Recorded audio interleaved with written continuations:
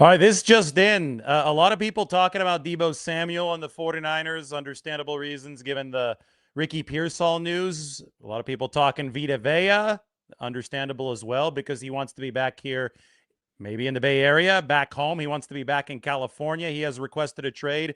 But here's another one to add into the mix. This is something that we've discussed earlier this offseason. Now, just take a look at what Jordan Schultz said. The Browns hosted Jadeveon Clowney on a visit today, which was considered successful, and the two sides will remain in contact as they have for weeks. Then Jordan Schultz adds this: my understanding is that there's also an NFC West team in the mix that is very interested in Clowney. It is unclear if he'll take another visit as of this moment. So let's get started with this. So we've talked so much about Joey Bosa over the course of this offseason. The 49ers have been interested in him, but we don't even know if Joey Bosa is going to play football again. He might be retired or he might be on the Eric Kendricks plan, which means he's not going to sign with a team until late in the season. As we know, the NFL season can last 20 games. If a team goes the distance and then goes add the playoff games to the regular season games. The 49ers played 20 games in 2021 and 2022. In 2023, it was 60 games over 3 seasons. That's a lot on the body. That's a marathon. So some of these veterans at advanced age, if they have their option of starting to play later, like Eric Kendricks did last year, they might take it. That might be the Joey Bosa situation this year. If the 49ers feel that they need to add another defensive end, and I can remind you that they were dead last in the league last year with only 20 sacks, and if they need somebody who they feel is a veteran anchor that can play right now, that can set an edge, that's played in both a 3-4 and a 4-3, that's been around the league for a long time, Jadeveon Clowney fits that bill, and he is a free agent. He's interested in playing week 1. I don't know if Joey Bosa is interested in playing week 1. Now, Jadeveon Clowney, one really, really notable link to the 49ers is that he played for Dallas last season, the only season that Matt Eberflus was the defensive coordinator there. Matt Eberflus is now the 49ers assistant head coach. So I think, we look at this Jordan Schultz report and we ask, which NFC West team might it be that's interested in Jadeveon Clowney? The fact that Eberflus is with the 49ers and Eberflus coached Clowney last year in Dallas, you put 2 and 2 together, I think there's a strong chance that it is the 49ers who are very, very interested in Clowney, who, by the way, has not seen all too big of a decline. He's 33 years old. He's going to be 34 on the day of the Super Bowl in 2027. So the Super Bowl is what the 49ers are obviously shooting for. So are the Rams.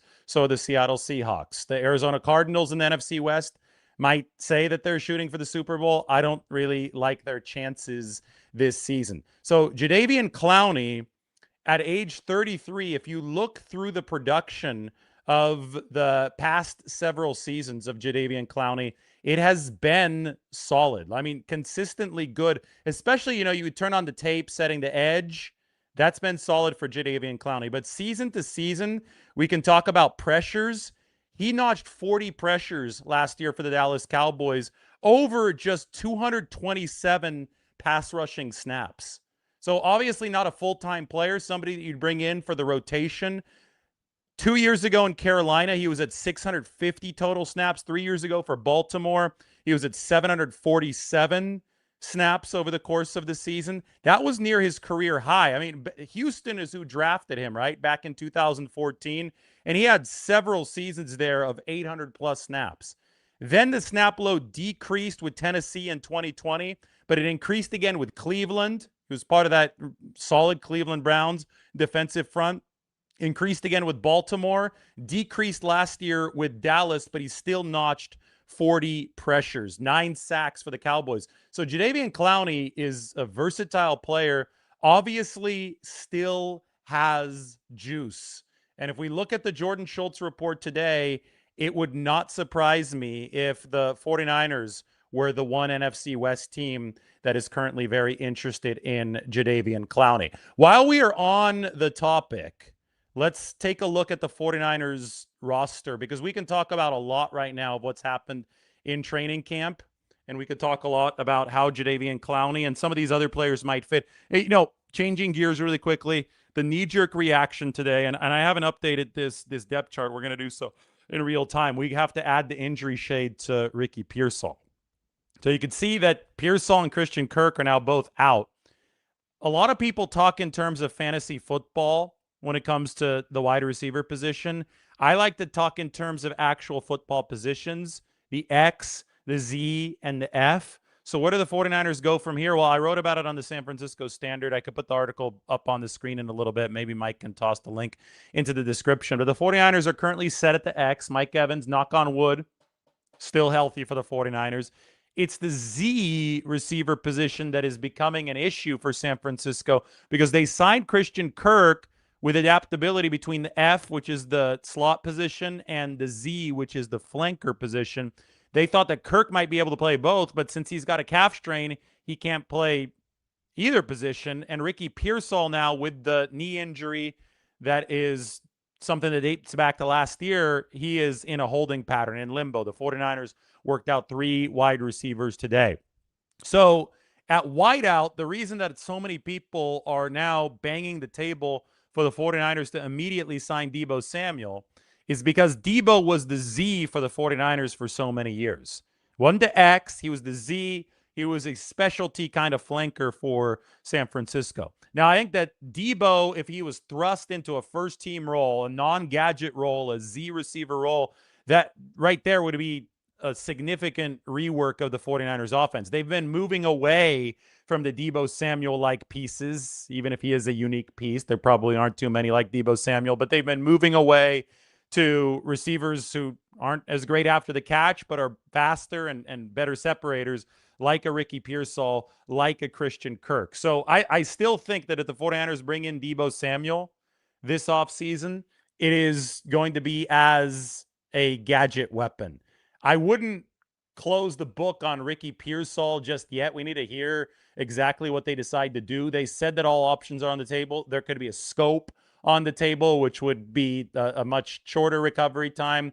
There could be surgery, a full-scale surgery of the PCL, which would be a longer reconstruction timeline. A couple of the online doctors were saying that he couldn't really test out the knee in earnest until he was operating at full speed with competition around him, which is what training camp did over the course of those first few practices. And then, of course, we saw Ricky Pearsall experience the swelling. So that's receiver, and obviously Deebo Samuel's going to get a lot of the press there, but the 49ers today worked out a group of players, including Dwayne Eskridge, formerly of the Seattle Seahawks. They worked out Trenton Irwin, who was Christian McCaffrey's teammate at Stanford, and Alex Bachland, another receiver who might be able to fill in at that Z spot. Obviously, with Pearsall and with Christian Kirk both out, the 49ers just need numbers in that receiver room.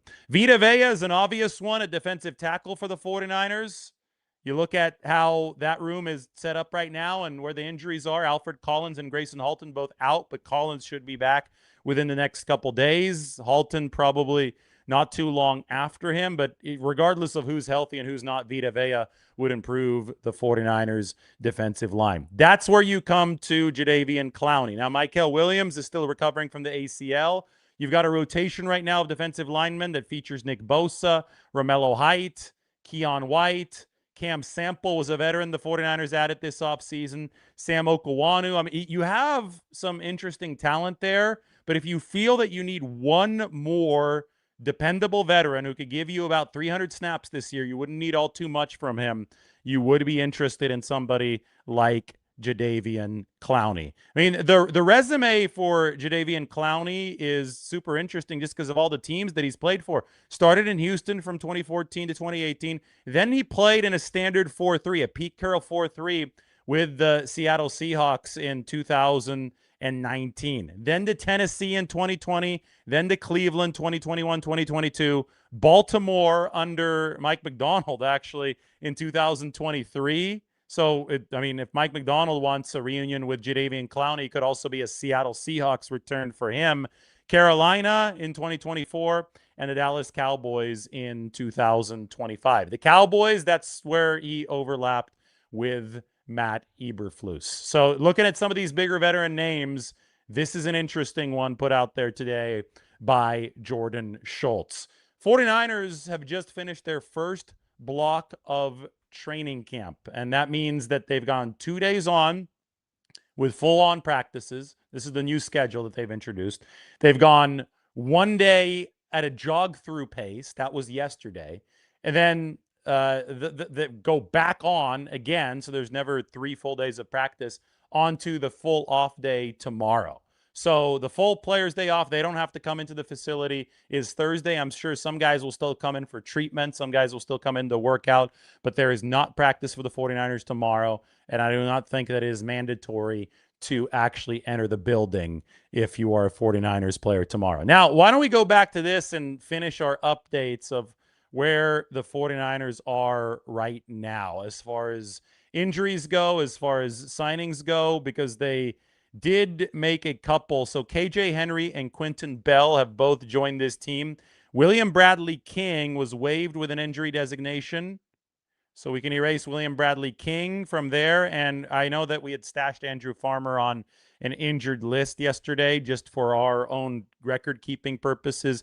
Andrew Farmer II also waived with an injury designation. So I think we can actually put KJ Henry and Quentin Bell, the 2 new defensive end signees, in the spots of Andrew Farmer and William Bradley King.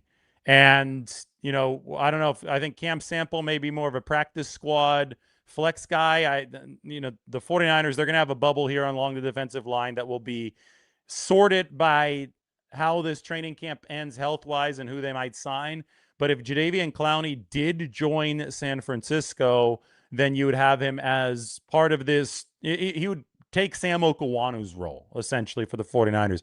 He'd give you a veteran upgrade over somebody like a Sam Okawanu, who has a very, very flexible contract. They bypassed the restricted free agent tender process to re-sign Sam Okawanu. So fascinating stuff, since there are coaching links between Jadeveon Clowney to both Seattle and to San Francisco. There is a playing link for Jadeveon Clowney, like a teammate link to the Rams, because Myles Garrett is now with the Rams, and Myles Garrett was with the Browns in 2021 and 2022 when Jadeveon Clowney did play there. Now, one other injury of note today is at the safety position. That is Malik Mustapha with the hamstring. We can shade him here in pink. That has meant that Marquise Siegel, and we can move right up here into this slot, has begun taking first-team repetitions next to Jair Brown. I don't know how long Mustafa is going to be out. If it's a standard hamstring strain, it could be a couple of weeks. And that all means that Marquise Siegel now has a bigger opportunity. For every one of these guys that gets hurt, there's a player behind him that's going to get more time now in training camp. So in the case of Mustafa, that is Siegel getting more time. I think there's a clear delineation over the course of the first block of practices between the safeties who are in the starting mix, and that's Mustafa, that's Jair Brown, that's Marquise Siegel, and the ones who are in the second team mix. And as of now, that's Ashton Davis, Patrick McMorris, Jalen Stroman, and Derek Canteen. So that's why I have it divvied up as such.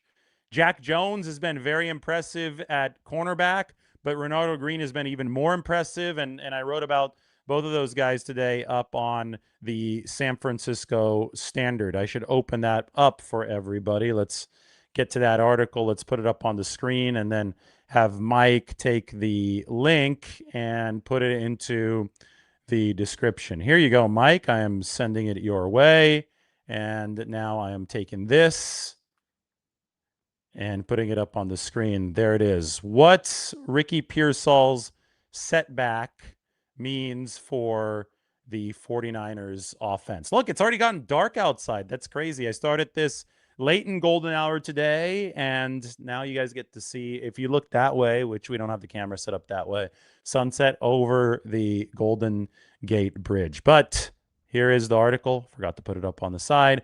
What Ricky Pearsall's setback means for the 49ers offense, with a look at Renardo Green and an excellent quote that he had today about his battle with Mike Evans. I think Green is on the very inside track. I mean, if he continues playing like this, he's definitely going to be the 49ers cornerback too. Jack Jones, though, valuable cornerback 3. Boomer bust guy with Miami last year. Great in zone, poor in man. I get it. But a turnover machine, also somebody who gave up a lot of touchdowns. He gave up 6 touchdowns in man.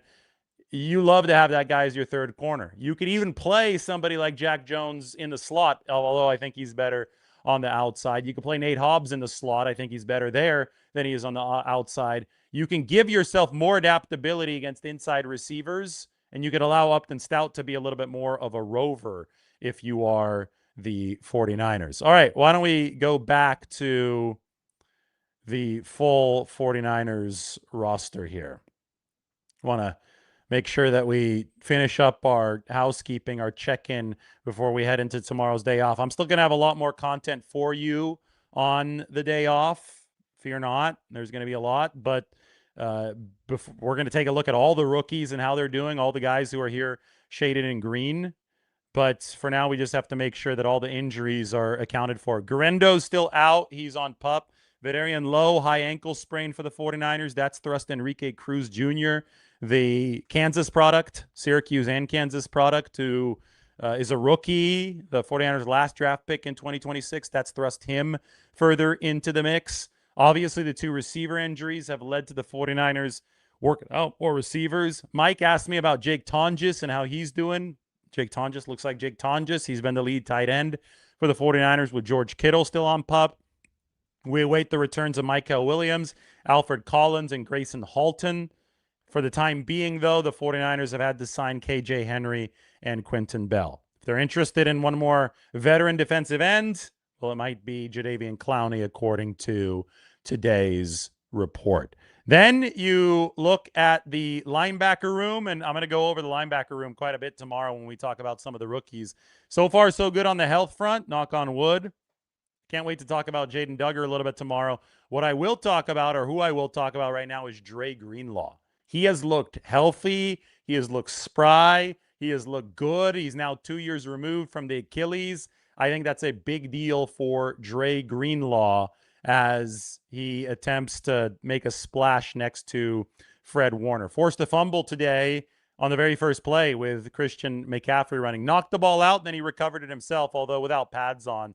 It's not like they're going to have a big dog pile out there trying to scrap for the football. Still, credit to Warner and Greenlaw, who have been punching footballs out so far at 49ers training camp. Then you've got the injury to Malik Mustapha here in the secondary. Opens the door for Marquise Siegel. So quite a few injuries already, although I will say that it seems to be hitting the entire league.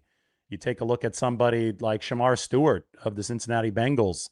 His knee bent the wrong way today. That's not good. Football's a sport where guys get hurt, and you better have depth. And it looks like some of that 49ers depth is already going to be tested over the course of this training camp. All right. I got to turn on the brightness on this light. It got dark behind me, and now it's super bright. I'm going to answer some questions and maybe reach over here toward the camera to turn down the brightness. Get it to a little bit better spot. Type your questions into the chat box, and let's see if this helped the situation. I think it could have, theoretically. Let's see. Well, I look like really red now. I look tanned. I swear I'm not this tanned, but I think it's just what the lighting is doing. We'll have some fun with it. We can watch. At least it's not blinding me anymore. And I'm ready for all of your questions. Somebody asking, could Joey Bosa be an option? I've said this multiple times, including at the start of the show. Joey might not want to sign till later in the season. It doesn't sound like he wants to sign anywhere right now. He might be retired. I think he's on the Eric Kendricks route. That's what I've gathered so far with Joey Bosa. So I disagree with the premise here. I think it's a good question, but I disagree with the premise. I don't think that Kyle's been a run-first guy. I think Kyle's a balanced guy, and sometimes he's got to run first to set up the pass, and sometimes he has to pass to set up the run. The past 2 seasons already, though, the 49ers have passed way more than they have run, even on first down. And so the 49ers have been past the set up the run for a while, generally, based on how defenses play them with the 5-man fronts. To answer your question here in detail, yes, this year could be even more of a trend in that direction because of all the receivers that they have, although the injury to Ricky Pearsall obviously doesn't help matters for the 49ers.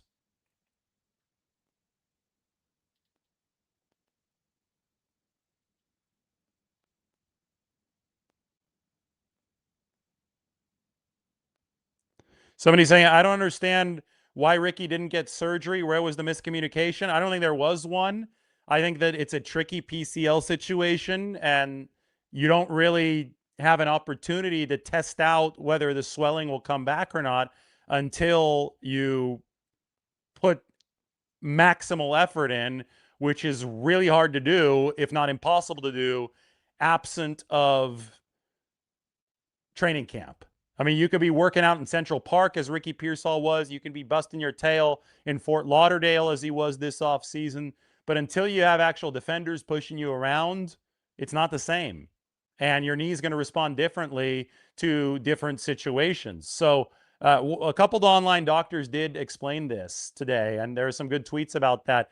And it seems that Ricky Pearsall finally pushed his knee to the level of 11-on-11 competition, NFL competition, and that's when the swelling arose. That's why the 49ers are very concerned, but it's also something that, I had a test to know if the swelling would arise. They could have taken a risk and done a full PCL reconstruction when the offseason started, but the recovery on that is 9 to 12 months. So that would have compromised Ricky Pearsall's season anyway. So I think that they were just stuck in between a rock and a hard place. Now, a lot of this is me speculating right now because we haven't actually talked to Ricky. We haven't actually talked to Shanahan or anybody really on the staff about this. But we do know that the 49ers are concerned that they are evaluating all options. So why don't we wait till we see more on this front? As Mike points out, PCL reconstruction can also alter Ricky Pearsall's career. You do that as a last resort. Now, if he is unable to operate at full capacity when the lights are shining bright in the NFL with the current PCL, he might have to opt for the reconstruction. That might be the next step. But that was and always has been and probably always should have been a last resort.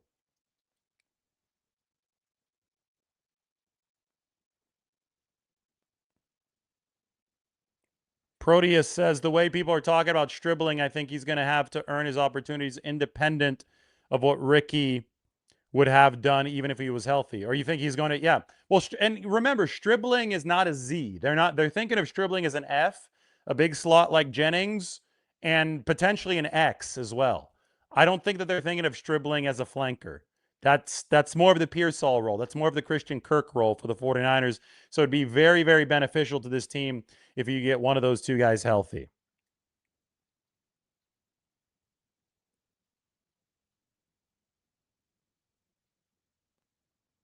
Is there a chance Ricky starts week 1? I think absolutely right now. I wouldn't rule anything out because we just don't know any more details. We know that they're evaluating all options. Maybe the swelling subsides and he's able to get it back out there and he's able to find a way to manage some of this and play. All we know is that it's the same injury that lingered, that we've talked so much about, that compromised his 2025 season, which, yes, I get it. It's vexing. It's maddening for the 49ers and for their fans. Who has the biggest arm at camp? I was just talking about this with Nick Wagoner today. I think Curtis Rourke probably has the biggest arm at camp. I think that Rourke, he's the tallest, strongest 49ers quarterback. He might not be taller than Mac Jones. They might be the same height. Mac is also fairly tall. But the lower body, the base for Curtis Rourke is very strong, and he can really rip it on some of those deep outs. He's got a strong arm. Purdy also has a good arm. I mean, we've seen it. Purdy's an accurate arm, especially for those intermediate to deep passes.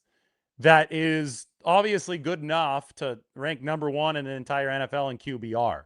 So Purdy can heave it deep. I I really don't care how far Purdy can sling it deep. That doesn't really matter in the context of the NFL. I'm sure that he could throw one over 50 yards if he needed to for a Hail Mary, but that's not how you're operating an offense on a down in, down out basis. It's more about timing, accuracy, and is your arm strong enough to make the throws that are actually going to be required of you? And Brock Purdy checks every box in that regard. Rourke is interesting because I think there might be some plus arm talent there. The way that he can rip those deep outs with the strong base that he has, with the height that he has. I think he's 6'2", 6'3". I'm not sure what the exact listing is. But Rourke, he's recovered from the ACL. It's going to be about the decision-making now to see if he can win that QB3 battle over Adrian Martinez. Ryan has the best point. We've seen Purdy throw at least 54 yards. How many times does Allen throw further? Unless you're playing a video game where you're running a Hail Mary every down, not often. And if you find yourself in a lot of Hail Mary situations, you're probably losing quite often. It's probably not a good sign. So this obsession with how far can the guy throw, that's playground stuff. That is not NFL football type of worry material.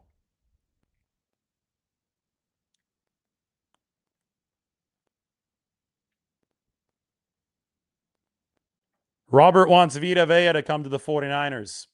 Well, the question is, does Tampa Bay actually want to trade him? Because he's requested the trade, but that's different than him actually being traded. So we've got to wait on that front. And then 2, would they trade him to the 49ers? 3, would the 49ers be willing to part with some valuable 2027 draft capital for him? There's a lot of questions in between now and a potential Vita Vea acquisition. And remember, the deadline is not until November. Thomas saying all these throwback fans wanting QBs to throw 60 yards is ridiculous. Yeah, I would say that even football the past wasn't like that. Now, you might have had like Air Coryell, like Don Coryell, the Chargers back in San Diego, who really like to air it out a ton. But even that team had to operate a short game. It wasn't like you were just throwing it deep every single play. I think it's the video game kind of thing. I don't think it's much of a throwback. I think that's just how some fans think about football now. It's wholly unrealistic.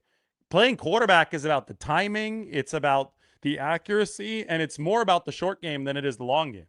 The passes between 0 and 5 yards are way more important than the passes over 30 yards in the NFL because there's so many more of them, and they're so much more influential on what a defense does. Now, the bread and butter is what's halfway in between, the intermediate passes, and that's where Brock Purdy has been the absolute best in the league. Natasha, thank you. Rick will be great once he gets his PCL fixed. The question is, what is the journey to getting that PCL fixed? And you say, I can't wait to see Warner and Greenlaw on fire. Could be fun when that does happen. I think it's already been happening at practice. Pads are going to come on for the 49ers on Friday when they next take the practice field. Do I think that Purdy can do backflips? Yeah, because that's also important to the job. I see what you did there with the humor. If somebody's asking, can Purdy throw 70 yards, just respond, well, I don't know, but can Purdy do a backflip? Because that's just as important to the quarterback position. You don't need to be able to throw 70 yards to play quarterback well in the NFL. You just don't. There are no 70-yard plays in the National Football League.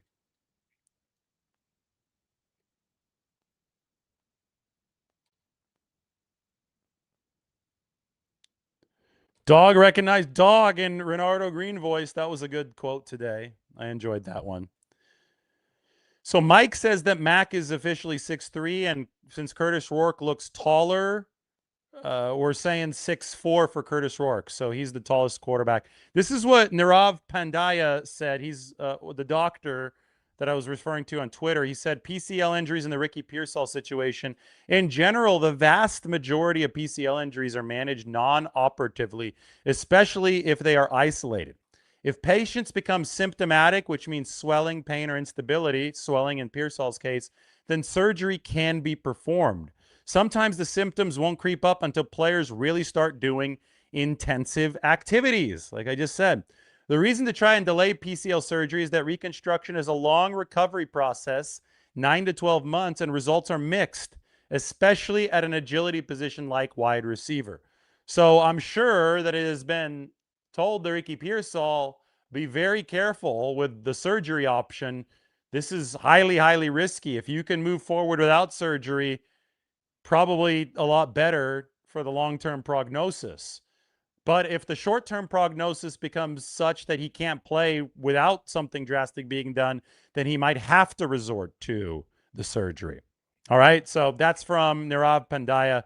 Good intel. All right, that's it. 49ers, day off tomorrow. Big content coming tomorrow. Wanted to wrap up today in style. Hit that like button, hit the subscribe button, and make sure that you do watch the helmet update from today. It was a big one. We'll talk to you soon.